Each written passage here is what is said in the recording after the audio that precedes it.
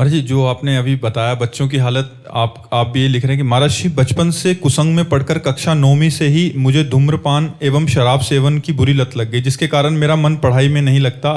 अत्यधिक क्रोध के कारण ना चाहते हुए भी अपने माता पिता को अपमानित कर देता हूँ। मैं अभी कक्षा 12वीं का छात्र हूँ और मैं इस छोड़ना चाहता हूँ, इसलिए आपकी शरण में आया हूँ महाराज जी। अब बच्चा छोड़ना तो आपको ही पड़ेगा।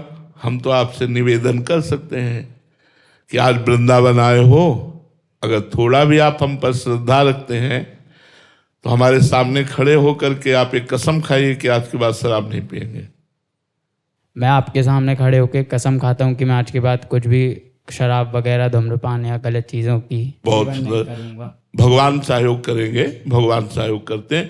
दूसरी बात, एक हमारी प्रार्थना मान लीजिए, रोज अपने माता पिता के चरण छूजिए। जी गुरुजी। छुएंगे? जी पक्का? पक्का। ठीक। तीसरी बात आप हमारी मान लीजिए, 24 मिनट राधा नाम जप करेंगे। जी। घड़ी से देखकर 24 मिनट एकांत में राधा नाम जप करेंगे। जी। इस समय आप जो मनावे धर्म के अनुसार करो कार्य और पढ़ाई करो, नशा न करना। 24 मिनट राधा नाम, रोज माता पिता के चरण छूना, और कोशिश करो ब्रह्मचर्य नष्ट ना होने पावे। जब तक ब्याह ना हो, फिर आप देख लो आपका जीवन कितनी जल्दी उन्नतिशील हो जाएगा। ठीक है जी। चलो, भगवान की कृपा ना होती तो आप हमारे पास आते ही नहीं।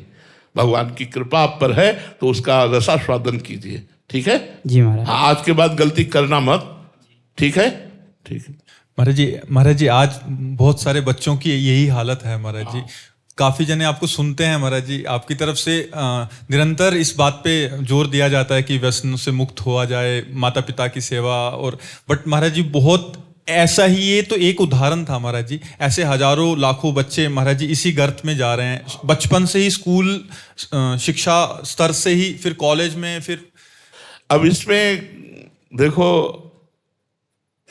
संत महात्माओं के प्रति पहले तो अश्रद्धा प्रकट कर दी गई है समाज में। कुछ फिल्में, कुछ सीरियल ऐसे बना दिए गए। दूसरी बात, कुछ ऐसी गंदी बातें हो गई जिससे संतों के प्रति अश्रद्धा हो गई। नौजवान लोग वही बातें देखते हैं। यदि संतों की वाणी पर विश्वास हो जाए तो हमारा समाज सुधर जाए। यदि संतों पर श्रद्धा हो जाए तो हमारा समाज सुधर जाए। एक प्रार्थना जरूर हमें करेंगे कि अगर नकली नोट है तो असली नोट उसका होता है, असली वर्जन होता है उसका। तो अगर कोई पाखंड करता है तो कोई सच्चा भी होगा। भगवान से प्रार्थना करो कि सच्चे संतों का संग मिले तो निश्चित जीवन का परिवर्तन हो जाएगा, निश्चित परिवर्तन हो जाएगा। बिना सत्संग के परिवर्तन नहीं होगा। अपने पास तो ऐसे ऐसे मरीज आए हैं कि उन्होंने कहा कि मैंने शराब, नशा ये छोड़ने के लिए कई बार नशा मुक्ति केंद्र में हम भर्ती हुए, लेकिन फिर भी नहीं छोड़ पाए। और जब से आपका सत्संग सुना तो 40 साल का शराबी मैं आजीवन के लिए छोड़ चुका हूं, तब आपके पास आया हूं। तो सत्संग जो काम करेगा वो कोई औषधि काम नहीं कर सकती। यदि ईमानदारी से साधु का संग किया जाए और थोड़ी देर सत्संग सुना जाए तो हमारे जीवन का परिवर्तन निश्चित हो जाएगा। देखो, अगर ये बच्चा सत्संग न सुने होता तो ये आता ही नहीं।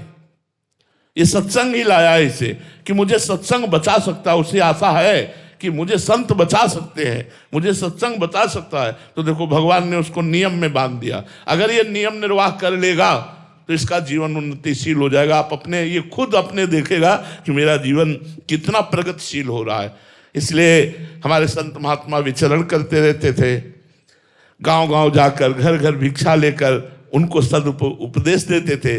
अब आज का समय इतना भयावह हो गया है, हमें तो बड़ा आश्चर्य लगता है कि गांव के सैकड़ों लोगों के बीच में, पालघर में सैकड़ों लोगों के बीच में संत वेशधारी को मारा जा रहा है, जबकि कोई भी प्रमाण नहीं है कि ये चोर हैं, कि डाकू हैं, कि उनके पास राइफल निकली, कि चाकू निकली। अगर राइफल और चाकू भी निकले तो पुलिस को अर्पित करना चाहिए। जान से मारने का अधिकार समाज को नहीं है, लेकिन संतों को दौड़ा दौड़ा कर मार डाला।